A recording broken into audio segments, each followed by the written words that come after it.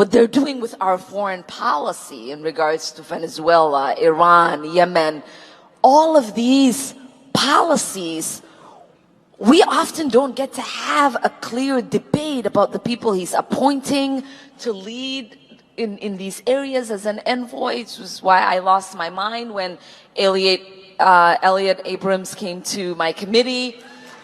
Okay, let's just right? stop. Like Yeah. it is just. I want to pause there because that was the moment when you spoke out against outside influence on the committee, the role of AIPAC and all that, that the attacks on you, the threats on you, not only from people in the administration, but from writ large, the white supremacists out there.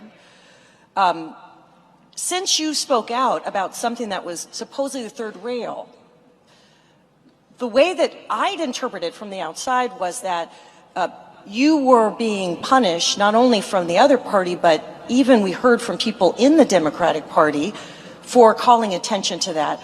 That happened, it was an outcry. Where does that stand now in terms of making the space to be able to, as an elected representative, call out this kind of thing?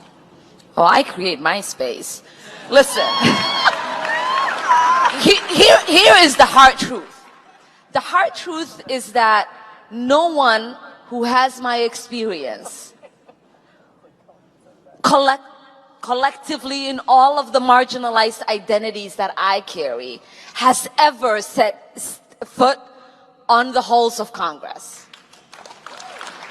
On the Foreign Affairs Committee, every single thing that's debated, whether it is the kind of aid we're going to send, whether it is, how we're going to support refugees, whether it is proxy wars in Africa, whether it is the division of the African continent, all of these policies that have sort of impacted my life in the most detrimental ways that have brought me to the United States, all of these were debated in that committee.